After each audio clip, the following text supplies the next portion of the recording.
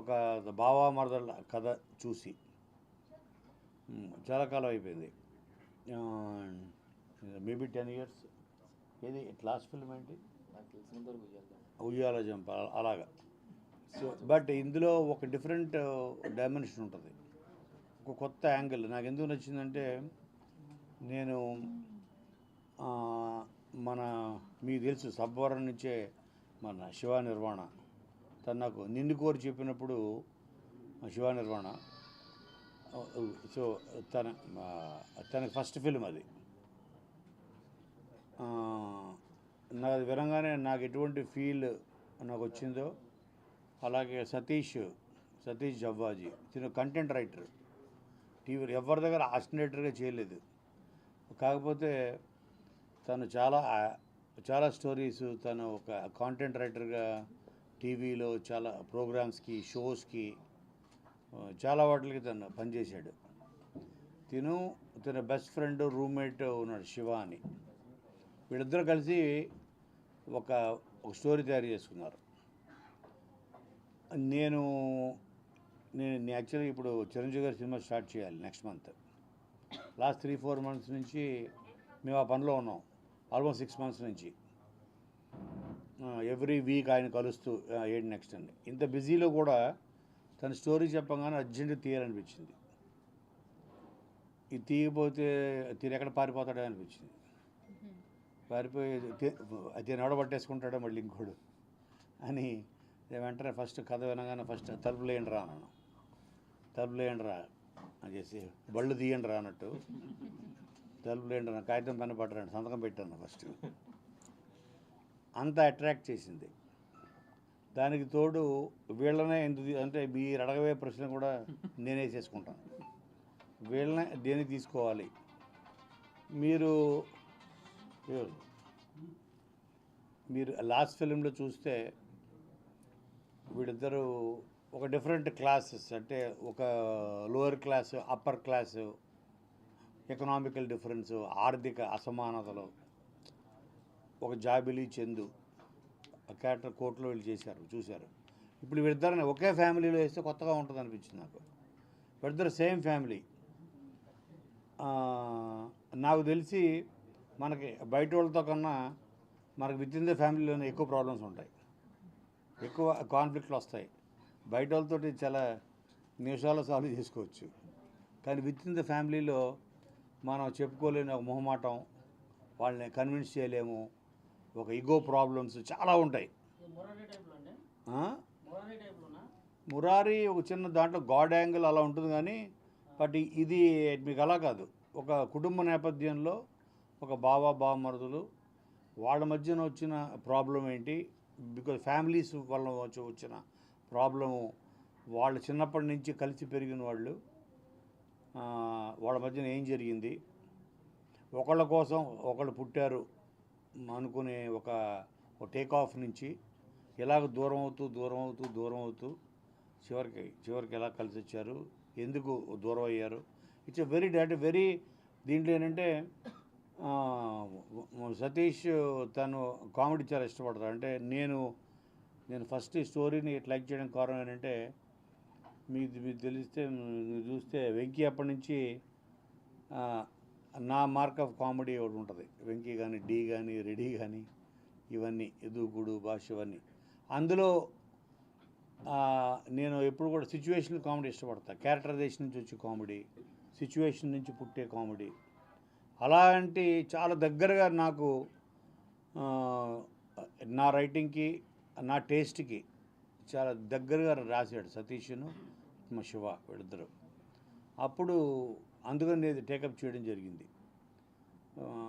చేసి మొత్తానికి దీన్ని ఆల్మోస్ట్ ఎట్ ఎ స్ట్రెచ్, దీని అంటే మీరు ఒరిస్సా కూడా వెళ్ళాము మేము. ఒరిస్సాలో షూట్ చేసాము. హైదరాబాద్ అసలు ఎక్కడ టోటల్గా ఒక గ్రామీణ వాతావరణం, స్మాల్ టౌన్ ఫీల్లో జరిగే లవ్ స్టోరీ. దీనికి మళ్ళీ కోర్టుకి మ్యూజిక్ ఇచ్చిన విజయబుల్ కానీ, సో తన్నే తీసుకోవడం జరిగింది. అలాగా మొత్తానికి దిగ్విజయంగా దీన్ని కంప్లీట్ చేసాం. ఫస్ట్ March 13th అనుకున్నాం, మీకు తెలుసు. అయితే మారిన పరిస్థితుల దృష్ట్యా ఈవెన్ ఉస్తాద్ భగత్ సింగ్ ముందుకు రావడం, అనుకోకుండా మేము ఆ డేట్కి వెళ్ళడం జరిగింది శ్రీరామనవమికి. 13th అనుకున్నాం, 13th వచ్చినా మీకు సక్సెస్ వచ్చేది, కానీ మీకు డబల్ సక్సెస్ రావాలి కాబట్టి 13 × 2 26 అన్నాడు దేవుడు. అందుకని 26కి వెళ్ళిపోయాం. అది కూడా ఆయన కళ్యాణం రోజు, శ్రీరాములు వారి కళ్యాణం రోజు మేము సినిమాతో వస్తున్నాం. వీళ్ళ కళ్యాణం అవుతుందో చూడండి. ఇది ఇంకేమైనా మీకు క్వశ్చన్లు ఉంటే నెక్స్ట్ నువ్వు మాట్లాడు.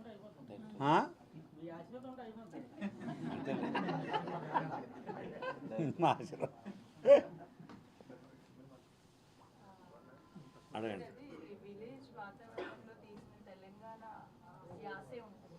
అంటే కొంచెం సినిమాటిక్ లిబర్టీ అంటే హార్డ్ కోర్ తెలంగాణ ఉండదు, మనం అర్థం కలోక్యల్గా ఎలా అయితే వస్తుందో అదే. జాతిరత్నాలు తీసుకున్నా, డిజిటల్ తీసుకున్నా పెద్ద డిఫికల్టీ ఉండదు లాంగ్వేజ్, ఆ లాంగ్వేజ్లో ఉంటుంది.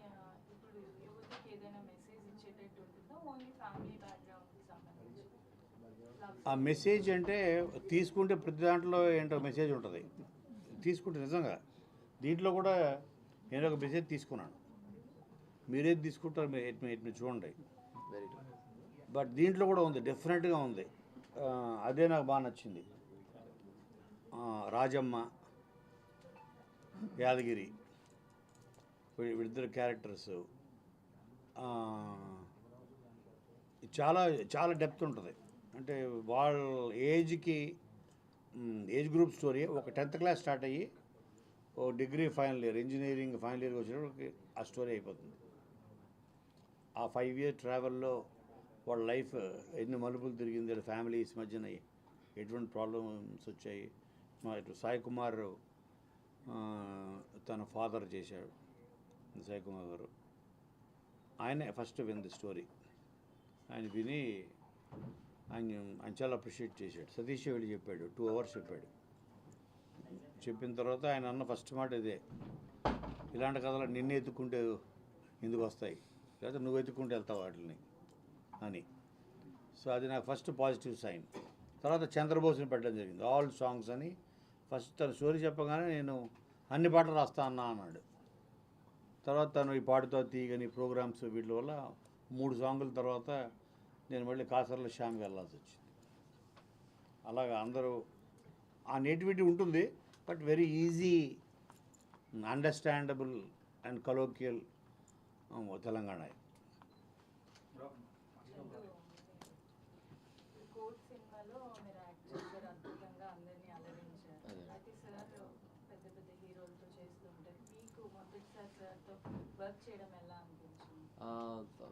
ఖచ్చితంగా చాలా బాగా అనిపించిందండి. ఎందుకంటే సార్ కొన్ని ఎక్స్పీరియన్స్ ఉండదు నా ఏజ్, కానీ అంత ఎక్స్పీరియన్స్ ఉన్న కొనగా వర్క్ చేయడం అనేది ఇట్స్ ట్రూలీ బ్లెస్సింగ్. నేను చాలా నేర్చుకున్నాను ఈ ట్రావెల్లో, అండ్ అది నాకు నా ఫర్దర్ నా ఫ్యూచర్కి కూడా చాలా యూజ్ అవుతుంది. సాయి కుమార్ గారు మీ ఫాదర్గా యాక్ట్ చేశారు, ఆయనతో కూడా సీనియర్ యాక్టర్, ఆయనతో కూడా వర్క్ చేశారు, ఎలా అనిపించింది? గ్రేట్ అండి, ఎందుకంటే కోర్ట్లో కూడా వర్క్ చేశాం, కానీ కలిసి ఏ సీన్ చేయలేదన్నమాట. బట్ బ్యాండ్ మేళంలో అది కుదిరింది. ఆయనతో వర్క్ చేయడం రియలీ స్పెషల్, ఎందుకంటే చాలా బాగా అనిపించింది సాయి కుమార్ గారితో. He is very friendly actually, so చాలా బాగా అనిపించింది. సార్, రోషన్ గారు మీరు బ్యాండ్ మేళం మూవీ స్టోరీ విన్నప్పుడు ఎలా రియాక్ట్ అయ్యారు? ఎగ్జాక్ట్గా అంటే నేను స్టోరీ ట్రావెల్ అవుతున్న ప్రతి మూమెంట్కి ఏదైతే హైస్ లోస్ ఉంటాయో వాటన్నిటికీ నేను రియాక్ట్ అవుతున్నాను. ఆబ్వియస్లీ అందుకే నేను కవర్ చేయడం జరిగింది. అండ్ ఈ సినిమాలో ఏదైతే క్లైమాక్స్ ఉంటుందో దానికి నేను చాలా కనెక్ట్ అయిపోయాను. That's the reason I choose. మీకు ఎలా అనిపించింది? అంటే కోర్టుకి ఈ స్టోరీకి ఏంటి? చాలా డిఫరెంట్ అండి. అంటే జాగ్లీ అన్న క్యారెక్టర్ చాలా ఇన్నోసెంట్ అలా ఉంటుంది, బట్ ఈ సినిమాకి వచ్చేసరికి అలా కాదు.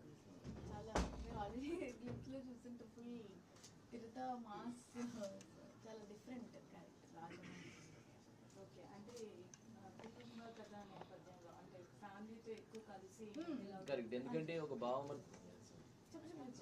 ఎందుకంటే బావమర్దుల కథ కదా.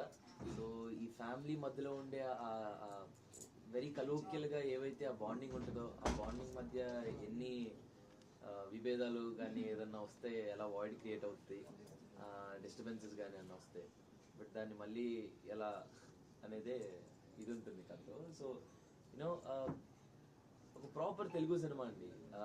యాదగిరి అనే క్యారెక్టర్కి మ్యూజిక్ అంటే చాలా ఇష్టం. వీడికి చిన్నప్పటి నుండి మ్యూజిక్ అంటే చాలా ఇంట్రెస్ట్ అనమాట. వీడికి చిన్నప్పటి నుండి ఒక మెలోడీ కానీ మీరు చూసుంటే సినిమా స్టార్టింగ్ నుండి ఉంటుంది. అండ్ వీడు పడుకున్నా నించున్నా ఏం చేస్తున్నా వీడికి మెలోడీగా ఉంటుంది అనమాట. సో ఈ లైఫ్లో వీడు ఎదిగిన తర్వాత పల్లె నాగుడుకులు అందరితో కలిసి ఒక బ్యాండ్ పెట్టుకుంటాడు. సో ఊర్లో ఉంటాడు కాబట్టి దాన్ని మేళ అంటాం. సో దానికోసం ఇది బ్యాండ్ మేళ అన్నంత పేరు కూడా పెట్టడం జరిగింది. బ్యాండ్ మేళ అది ప్రాపర్ జస్టిఫికేషన్. ఊర్లో ఒక బ్యాండ్ పెట్టుకుంటారు, సాంగ్స్ కోసం సాంగ్ చేద్దామని బ్యాండ్ పెట్టుకుంటారు. ఇప్పుడు ఫోక్ సాంగ్స్ ట్రెండ్ అయ్యి కదా, రాను బొమ్మకి రాను, ఒక్క సాంగ్ తోటి పోలీసులు అయిపోతున్నారు, ఆ పాపులర్ అయిపోతున్నారు. మెయిన్ ఎజెండా ఏంటంటే ఈ క్యారెక్టర్కి ప్రతి ఇంట్లో ఉన్న సిచ్యువేషన్ అండి, ప్రతి ఒక్కరికి జరిగేది. వీడు చదువుకోలేదు, వీడికి చదువు తక్కువ, అంటే చదువు ఉంటేనే వీడికి ఒక అమ్మాయి ఇస్తారు, చదువు ఉంటేనే వాడికి ఇది ఇస్తారని. బట్ ఈ యాదగిరి వాడికి ఏంటంటే చదువు ఒకటే కాదు, టాలెంట్తో కూడా పైకి రావచ్చు అనేసి ఒక ఎజెండా ఉంటుంది అనమాట. అందుకనే వీడు మ్యూజిక్ అనే దాన్ని ఒకటి ఎంచుకుంటాడు. చిన్నప్పటి నుండి మ్యూజిక్ అంటే ఎక్కువ ఇష్టం కూడా. సో అందుకే తన మ్యూజిక్ ద్వారా తన లవ్ని ఎలా గెలుచుకున్నాడు అన్నది స్టోరీ. సింపుల్గా చెప్పాలి.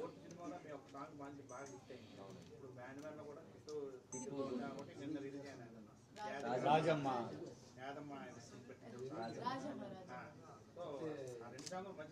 Thank you. సో కోర్టులో వచ్చిన మీ ఇద్దరు ఇమేజ్ అంటే బాగా దగ్గర తీసుకున్నాం. అవునండి. సో అదే కాంబినేషన్ వెంకట గారు చెప్పినట్టు బాగా దగ్గర అవ్వడానికి కథ రీచ్. సో ఎలా ఎక్స్పెక్ట్ చేస్తారు పబ్లిక్ నుంచి ఎట్లా దగ్గర ముందుగా ప్రెస్ అందరికీ, ఇక్కడికి వచ్చిన మీడియా మిత్రులందరికీ నమస్కారం అండి. Thanks for coming. And Vizag అనేది మాకు వెరీ స్పెషల్ అండి, ఎందుకంటే మేము చెప్పాల్సిన అవసరం లేదు. కోర్ట్ అంతా ఇక్కడే ఆల్ రియల్ లొకేషన్స్లో షూట్ చేసాం. It's very special.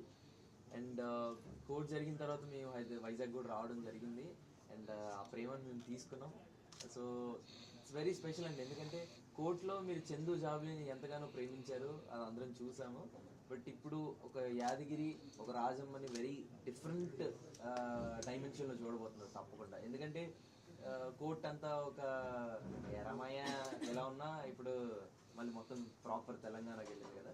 So proper Telugu cinema, but you will definitely love it. ఎందుకంటే మమ్మల్ని ఇద్దరిని ఇలా ఓన్ చేసుకున్న వాళ్ళు డెఫినెట్గా ఒకటే ఇంట్లో ఉంటూ ఒక బావమర్దల క్యారెక్టర్ చేస్తే అది విల్ బీ సంథింగ్ డిఫరెంట్ కదా. సో విల్ డెఫినెట్లీ ఫీల్ ఒక కొత్త, ఒక రీఫ్రెషింగ్గా అనిపిస్తుంది. కోర్టులో అబ్బాయిని ఎంత ఫోన్ చేసి ఎట్లా ఏడుపుకుంటే అట్లాంటి క్యారెక్టర్ దీంట్లో ఉంటుంది. జాబిలీ క్యారెక్టర్ అట్లా ఫోన్ చేసి ఎవరు చెప్పాలి నీ పేరు చెప్పండి ఎట్లా ఉంటుంది క్యారెక్టర్. సో అట్లాంటి సన్నిహితులు దీంట్లో ఉన్నాయి అంటే బావమర్దల క్యారెక్టర్. అంటే బావ మరదలు అంటే అందులో అయితే ఖచ్చితంగా ఆల్వేస్ అందరింట్లో కొట్టుకుంటా ఉంటారు కదా. అంతే అలాగే అంటే ఈ సినిమాకి బడ్జెట్ లాస్ట్ టైం 10 crores అంతా ఖర్చు పెట్టడం చెప్పారు కదా, వీళ్ళ మీద అంత ఇన్వెస్ట్మెంట్ పెట్టడం అది దాని గురించి ఏమైనా చెప్తారండి? నేను వీళ్ళ మీద పెట్టలేదు, కథ మీద పెట్టాను.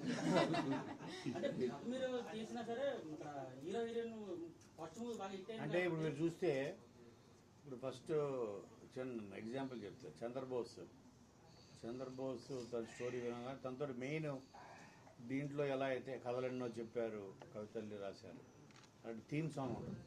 అలా ఒక థీమ్ సాంగ్ రాయాలి చంద్రబోస్కి. తను బీయింగ్ ఫ్రమ్ వరంగల్, తను వరంగల్ నుంచి చంద్రబోస్. సో తను ఆ మాండలికంలో బాగా రాస్తాడు అని ఒక్క సాంగ్ కోసం పిలిస్తే కథ విన్న తర్వాత ఇంప్రెస్ అయిపోయి అతని దగ్గర స్టోరీ విని అన్ని సాంగ్స్ రాస్తాడు. నేను నీ ఆస్కార్ రేంజ్ గురు, నేను ఎక్కడ భరిస్తాను, లేదు ఇది రాయాలి, చాలా ఇంపార్టెంట్. సో అలాగా టాప్ టెక్నీషియన్స్, విజయబుల్ కానీ టాప్ టెక్నీషియన్స్, దీనికి ఒక కొత్త డైరెక్టరు, అలాగే యంగ్ పేరు, వీళ్ళు ఇప్పుడిప్పుడే స్టార్డమ్కి వెళ్తున్నారు. వీళ్ళకి 100% బిగ్ సపోర్ట్ ఇవ్వాలి. మీరు చెప్తున్నది ఒక ఓన్లీ షార్ట్ బ్యూటీ కోసం, విలేజ్ బ్యూటీ కోసం ఒరిస్సా వెళ్ళడం జరిగింది. 8 days షెడ్యూల్, అంతేనా, 8 days చేసాం ఒరిస్సా.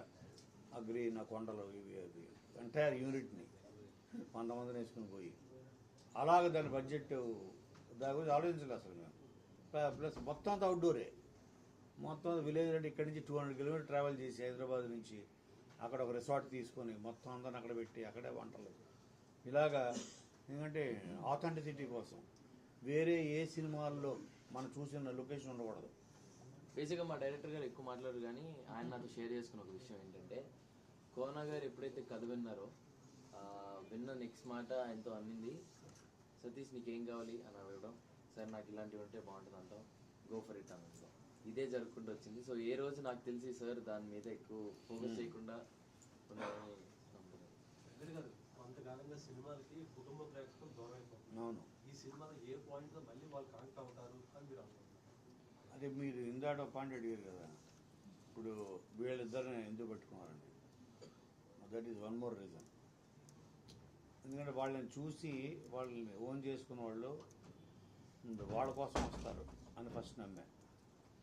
వాళ్ళ కోసం వస్తారు, వీళ్ళిద్దరి కోసం, ఈ కాంబినేషన్ కోసం.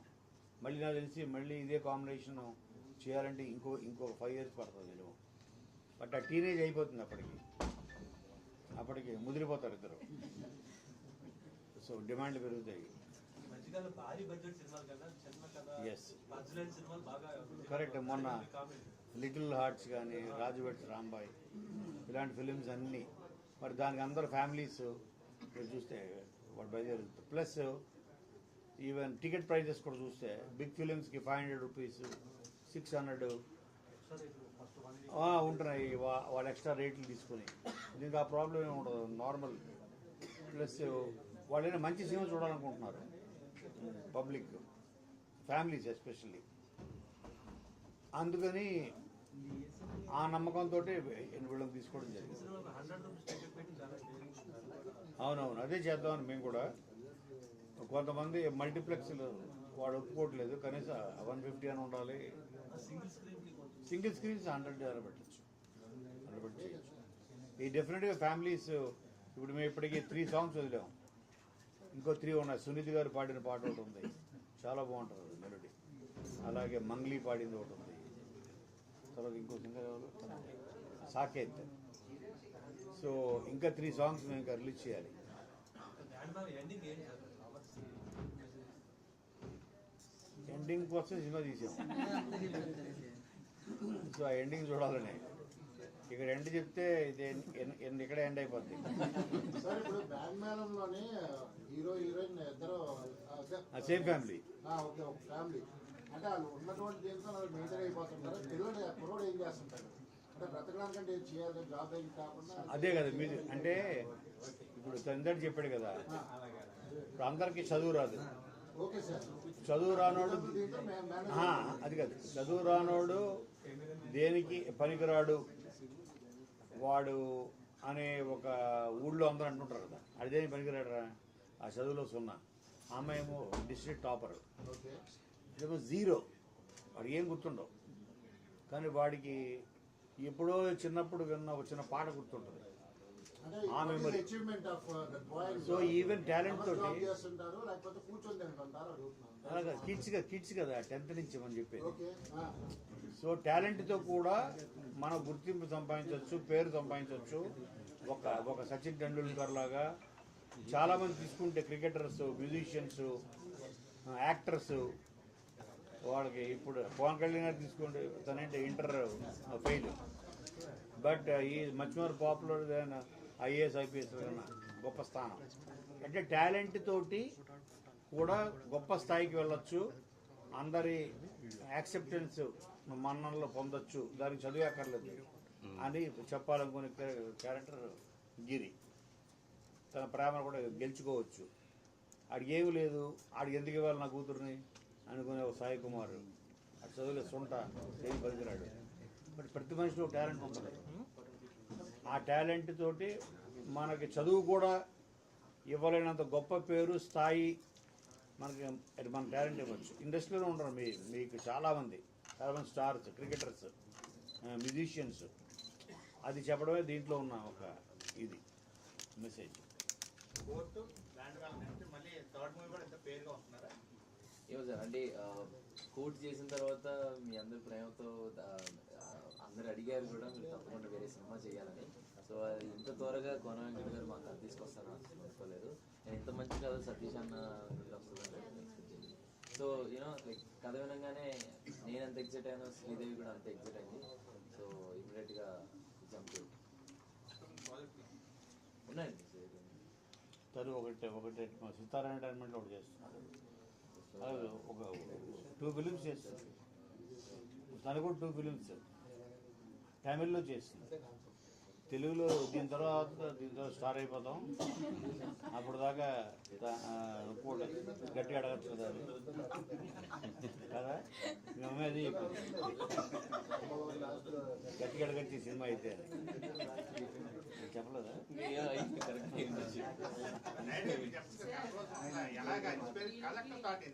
కనెక్ట్ అయ్యారు కాబట్టి కోర్ట్ సినిమాలో ఈ సినిమా కూడా అందుకే తీసాను మీరు అన్నారు కదా. అంటే ఈ సినిమాలో యూత్కి ఏదైనా ఈ డ్రగ్స్, గాంజా అండ్ సోషల్ మీడియాకి ఎక్కువ కనెక్ట్ అవుతున్నారు కాబట్టి వీళ్ళ ద్వారా అలాంటి మెసేజ్ ఇచ్చేది ఏమైనా ఇందులో ఉందా ఎక్కడైనా ఒక పాయింట్లో? లేదు అసలు, అంటే సబ్జెక్ట్ స్టోరీ డిమాండ్ చేస్తే మనం ఇవ్వచ్చు, అటువంటిది కాదు. ఇది మోర్ బంధాల మీద ఉంటుంది అన్నమాట, రిలేషన్స్, వాటి మధ్య వచ్చే కాంప్లికేషన్స్ మీద. నెక్స్ట్ చిరంజీవి గారితో అవును. అందులో అయినా ఇలాంటి మెసేజ్ ఇచ్చేది ఏదైనా పెట్టారు? అందులో ఉంటుంది, అందులో డెఫినెట్గా చాలా గొప్ప మెసేజ్ ఉంటుంది చిరంజీవి గారి సినిమాలో. రేపు ఏప్రిల్ స్టార్ట్ అవుతుంది. అది ఎలా స్టార్ట్ అయింది? బ్యాండ్ మేళం అనే పదం అంటే ఆ వర్డ్ వచ్చి యువతకి అంటే అంటే డెవలప్మెంట్ కాకుండా డౌన్కి పెట్టారు. అంటే తను ఏం చెప్పాలి మీనింగ్ ఏంటి అసలు ఈ మూవీ నుంచి? సరే యాక్చువల్గా టైటిల్ జస్టిఫికేషన్ ఏంటంటే వాడు ఊర్లో బ్యాండ్ పెట్టుకుంటాడు, దాని ద్వారా ఫేమస్ అవ్వాలని వాడు ఇంట్రెస్ట్ ఉంటుంది అన్నమాట. టైటిల్లో ఒక మ్యూజిక్ ఉండాలి అని దాంట్లో చిన్నప్పుడు మేళం అని ఒకటి, మేళం అంటే దాని వర్డ్ మీనింగే మ్యూజిక్. సో అది తీసుకొచ్చే పెట్టాం, బ్యాండ్ మేళం అని అలా పెట్టాం. సందేశం ఏంటి అసలు ఈ మూవీ నుంచి? యూత్ ఇచ్చేసి అంత పెద్ద ఈ మూవీ నుంచి ఏంటి యువతకి ఏం వివరిస్తున్నారు? అదే చెప్పేది, సింగిల్ లైన్ లో చెప్పండి. మంచి ఎంటర్టైన్మెంట్ ఇస్తాం అని ఖచ్చితంగా అది చెప్పు. టాలెంట్తో కూడా పైకి రావచ్చు, సక్సెస్ అవ్వచ్చు.